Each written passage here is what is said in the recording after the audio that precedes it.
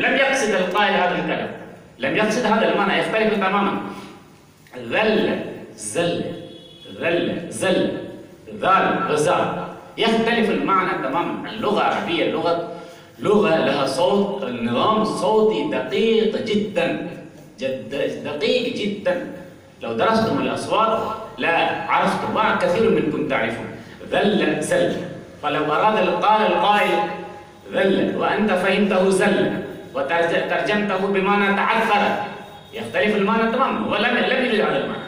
أنت ترجمته ترجمة خاطئة على طول الخط، خاطئة على طول الخط. يقولون المصريون لا يستطيعون أداء الذال، نحن كذلك نؤدي صوت الذال زاء، والمصريون كذلك مصري يقولون مصري، لا يرضى أن تقول له مصري ويقول كل مصري. على كل حال المصريون والمصريون لا يستطيعون أداء صوت ذال، إنما يؤدونه زاء. فقال أحد الطلاب لأستاذه المصري: يا أستاذ، ما لكم لا تستطيعون أداء صوت الذال؟ فغضب المصري غضبا شديدا وثار ثورة عظيمة. قال: أنت تتهمني، نحن عالم العرب لغة، طبعا لغة المصريين قوية جدا، الذين عاشروهم أو جلسوا معهم يعرفون لغة قوية جدا. فغضب الأستاذ المصري وقال: من ذا الذي يقول ذلك؟ فصدق اتهام الطالب.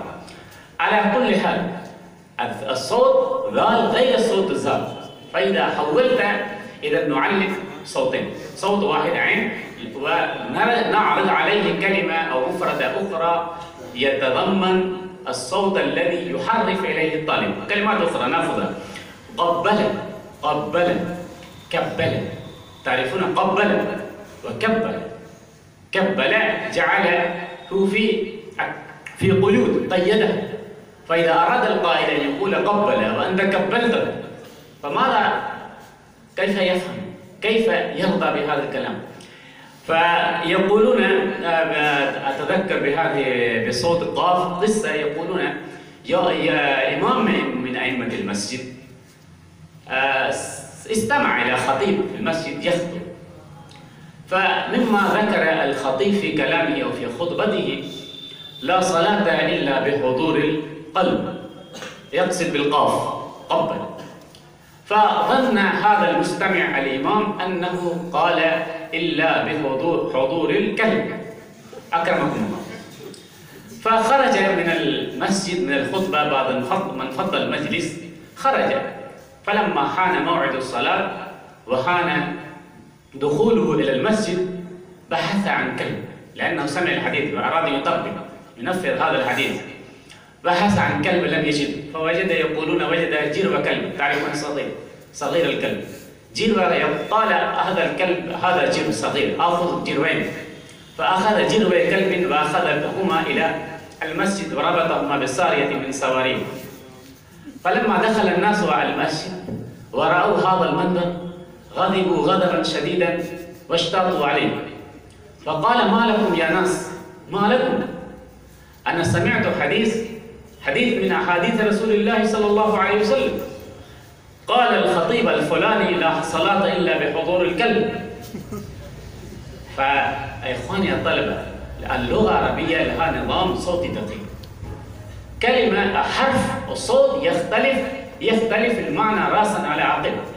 إذا يجب أن نركز على الأصوات، يقول قال قال قال كال قال، قاسه بالمكيال، وقال قول أو قيل، إذا يختلف المعنى. إذا هذا ما يطلق عليه التمييز الصوتي. المرحلة الثانية يقولون التمييز الصوتي، والمرحلة الثالثة هي مرحلة التجريد الصوتي. في التجريد الصوتي نعرض على الطلاب الأصوات، الصوت الذي نريد أن نعلمه نعرضه في سياق مستقل، نتلو عليه آية على لسان أحد القراء المجيدين أو حديث من أحاديث الرسول صلى الله عليه وسلم ورد فيه هذا الصوت. فهذه الأصوات لها دور عظيم، دور كبير جدا، ونحن في كثير من الأحيان لا نركز على تعلم الصوت أو على تعلم مهارة الكلام، مهارة الاستماع وفهم المسموع. أنت إذا لم تفهم ماذا يقول القائل أو الخطيب أو المتكلم أو المتحدث لن تستطيع أن تترجم، تنقل إلى لغة أخرى. فإذا أخطأت السمع أخطأت النقل، أخطأت الفهم. فإذا المرحلة الأولى هي مرحلة الاستماع أو المهارة الأولى مهارة الاستماع وفهم المسموع، وثم يتدرج إلى المرحلة التالية هي مهارة الكلام. ولا يجوز أن تقفز مرحلة إلى مرحلة، لا يجوز أن تبدأ بعد المرحلة مرحلة مهارة الاستماع وفهم المسموع تقفز إلى مرحلة الكتابة أو مرحلة أو القراءة. يجب أن تتدرج. المرحلة الثانية مهارة الكلام. في مهارة الكلام يقولون إذا أنت تريد أن تدرس أو تدرس أو تتعلم يجب أن تبدأ الطالب بالكلام البسيط. يقول المدرس جملة بسيطة: هذا طالب. ثم يكلف الطالب أن يحول هذه الجملة المثبتة إلى جملة سؤالية: هل هذا طالب؟ ينطق يكرر ويكرر معه. كثير منا عنده موبايلات جوالات محرمة، عندكم كذلك، حرام ليس شرعي، حرام لغوي على أي حال، لكن يستخدم على حين يجد فرصة فيستخدم، لكن لا لما ضره أقرب من نفعه. هل لا يستخدم لما نفعه أقرب من ضره؟ هل لا يستخدم فيما ينفعه ولا يضره؟ على كل حال نبدأ.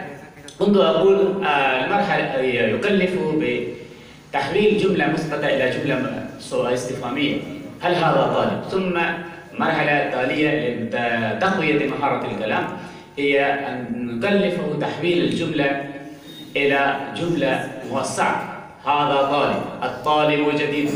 يقول هذا الطالب جديد، هذا كتاب، الكتاب جديد، هذا الكتاب جديد. هكذا يكلف الطلاب، يكثر من تكليف الطلاب الكلام. إخواني الطلبة، يجب أن نكثر من الكلام. أنت إذا كنت سيء الخط، لا قدر الله، إذا كنت سيء الخط وراجعت خطات بارك، قلت أريد أن أحسن خطي، فماذا يعطيك؟ أكثر من الكتاب، أكثر من التدريب، أكثر من التمرين الكتابة.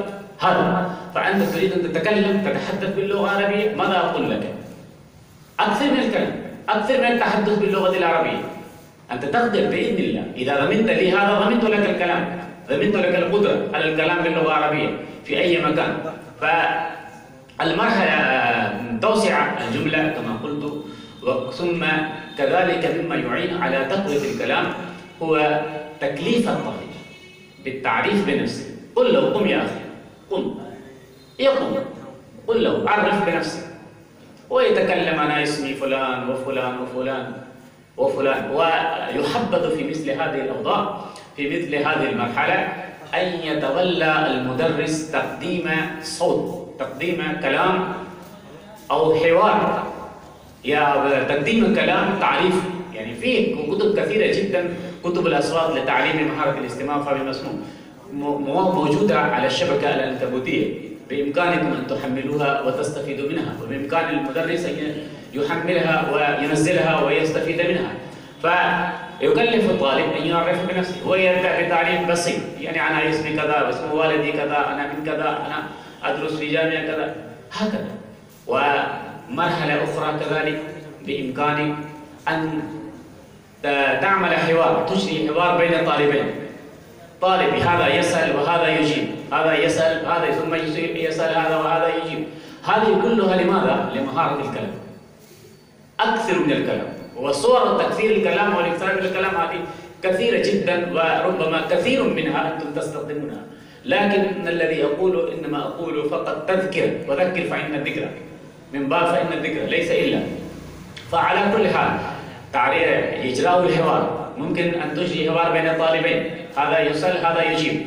وكذلك في المراحل المتقدمة عندنا، أنا لست في تكميل الأدب، لكن أنا أدرس في قسم التخصص العالي في اللغة العربية. أنا عندي أكلف الطلاب بإجراء مناظرة، أحدد واحد طالب منهم هو يقدم البرنامج مضيء، وأوزع بقية الطلاب على مجموعتين، وأحدد لهم موضوع عام، موضوع ساخن يعرفون عنه، لا يحتاج إلى كثير التعمق، لا يحتاج إلى كثير المذاكرة والدراسة مسبقا، إنما هي موضوع مثلا قانون الأهوال، قانون الجنسية المعدلة هذه في هذه الأيام، موضوع كل واحد يعرف، فنكلف تحدث هذا ضار أو نافع، هذا يقول هذا ضار، هذا يقول نافع، ويجي الحوار، فهذا يستفيد يتشجع. المشكلة عندنا الشباب أنهم لا يتجرؤون الكلام، يقولون أنا إذا تكلمت أخطأت مفردة أو تركيب أو أخطأت قانون لغة نحوي أو قاعدة نحوية. يا أخي أنت تريد أن تتكلم، تكلم، لا تبالي بالأخطاء النحوية والقواعدية أو المفردات. أخطأت مفردة لا بأس بك، حتى كان شيخنا الشيخ وحيد الزمان الكراني كان يقول إذا أنت تريد أن تتحدث انتقل، لا تتوقف، لا تتوقف، أخطأت أم لم تخطئ. حتى عندنا كثير من الشباب، أنا قبل أن أنهي كلام الشيخ أقول كثير من الشباب يقول إذا تكلمت أخطأ. القواعد النحوية لها دور كبير نحترم، يجب أن نتعلم، لكن في المراحل الابتدائية إذا أنت حجزتك هذه القواعد عن التكلم فهذا ليس بصحيح.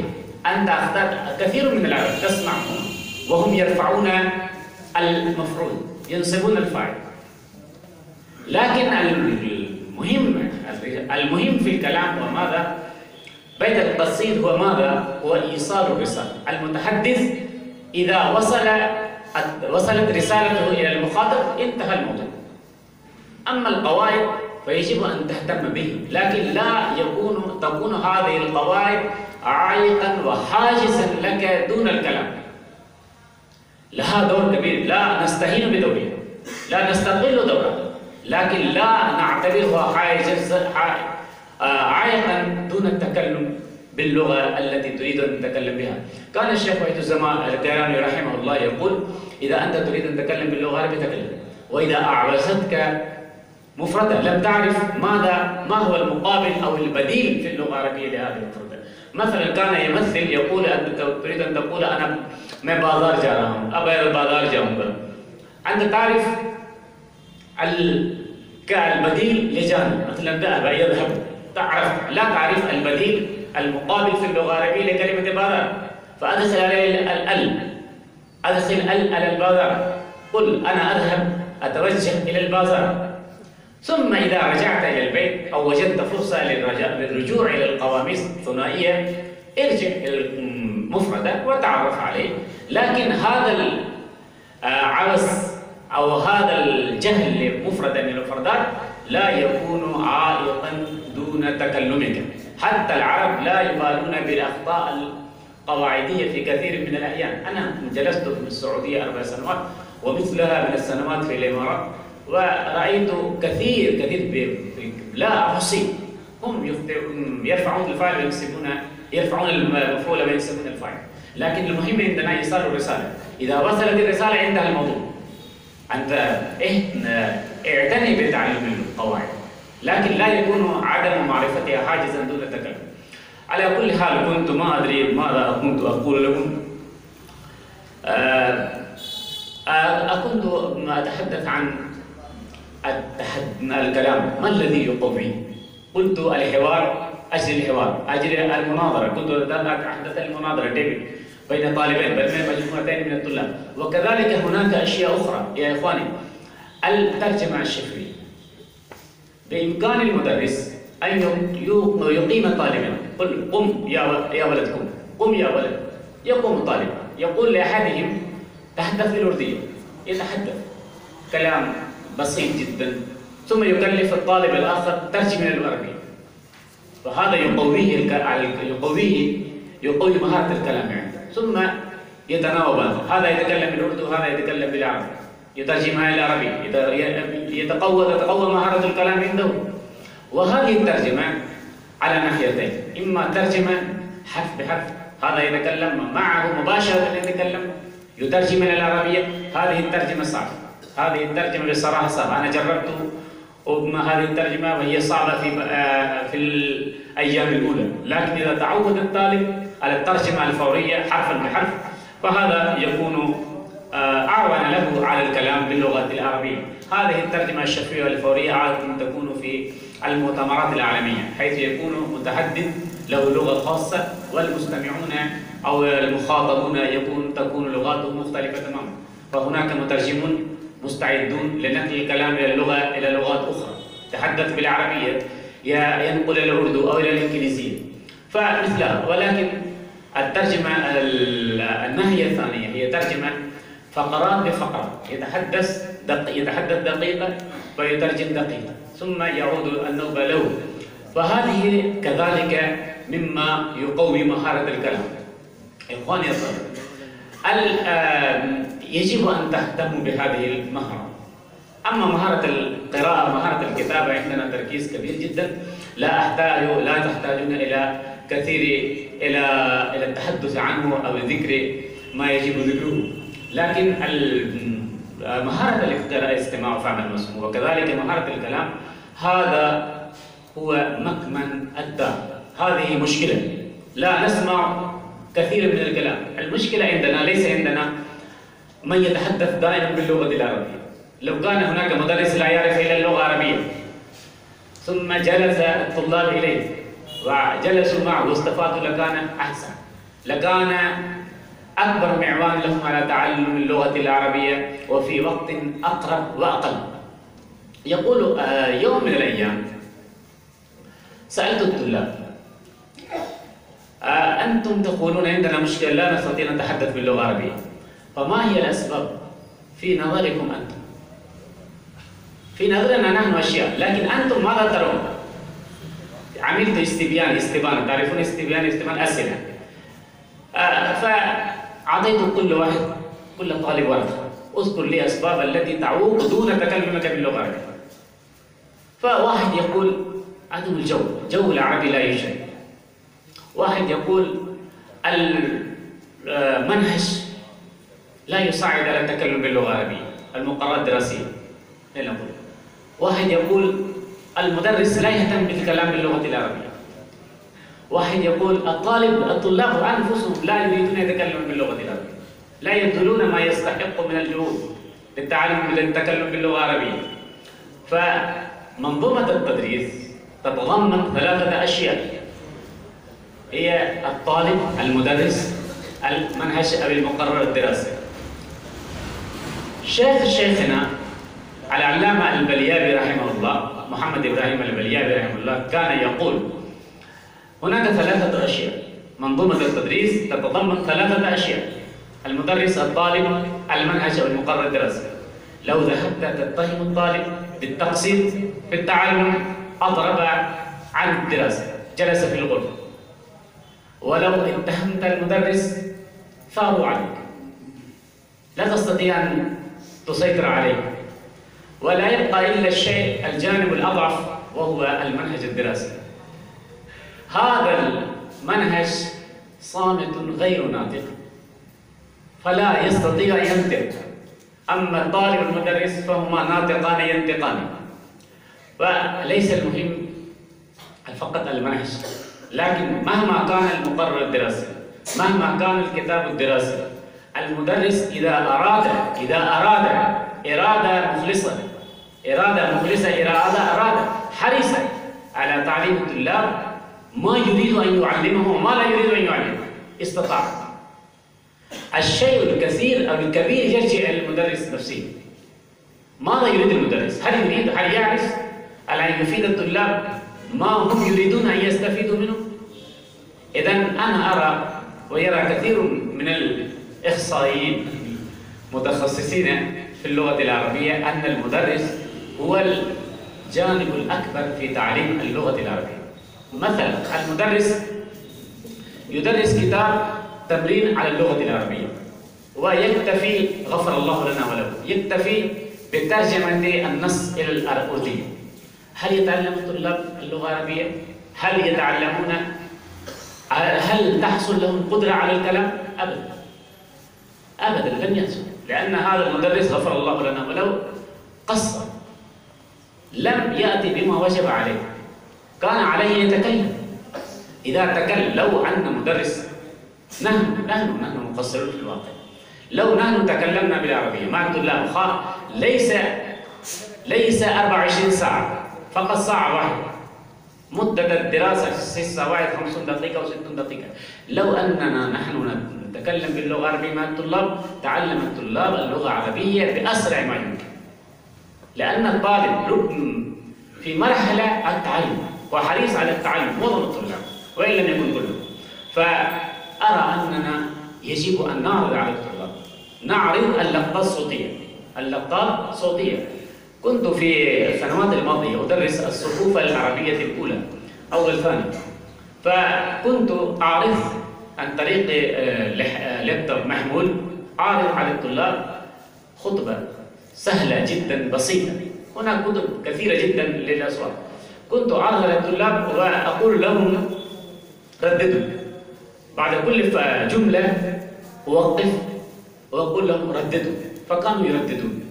فهذا الترديد نفعهم في ناحيتين، نفعهم في استفادة هذه المفردات، لأنهم كلما سمعوا ورددوا كان أرسخ في ذهنهم وفي ذاكرتهم، وكذلك استفادوا اللهجة العربية. لو نحن ركزنا على تعليم اللغة العربية على الطريقة الطبيعية التي شاهدتها لكم، ركزنا على تعليم اللغة العربية في المراحل الأولى وكلفنا الطلاب بترديد هذه الأصوات، ثم كنت أكلفهم أن يعيدوا مرة واحدة، أن يعيدوا كل ما سمعوه وما وعته ذاكرتهم. فالطالب يسمع 10 دقائق ويعيد لك ما لا يستغرق دقيقتين في أول المرحلة، لكن مع مرور الأيام، مع تكاثر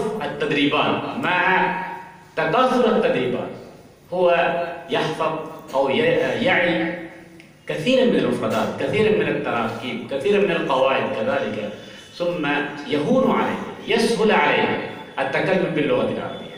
فإخواني الطلبة، هذه أنا بصراحة آسف جدا وأعتذر للشيخ محمد شاهد أن لا أطلت الكلام أكثر مما كان يلزم. كان علي أن أختصر الكلام كما اختصرتم البرنامج.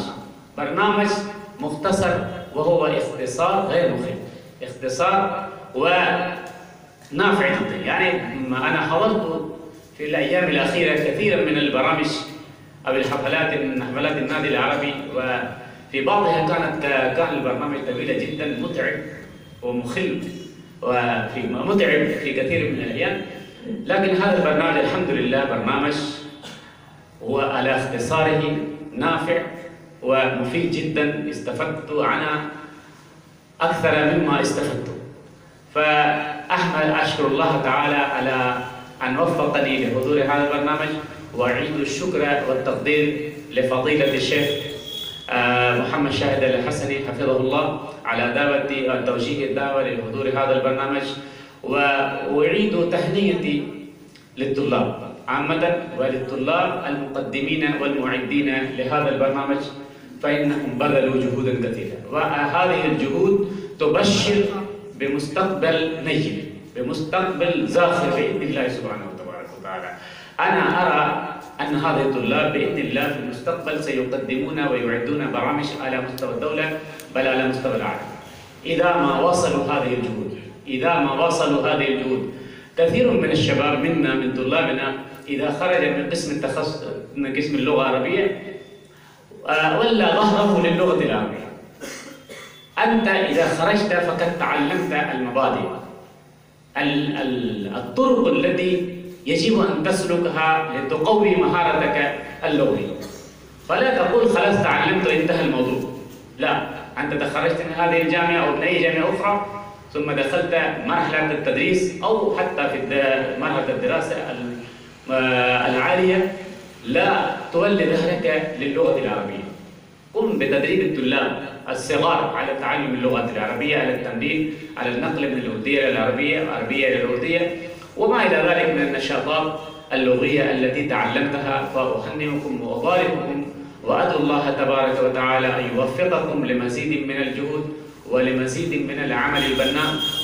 وأخيرا أدعو الله سبحانه وتعالى أن ينفعنا بما سمعنا وبما قلنا ويوفقنا لما يحبه ويرضاه، وآخر دعوانا الحمد لله رب العالمين.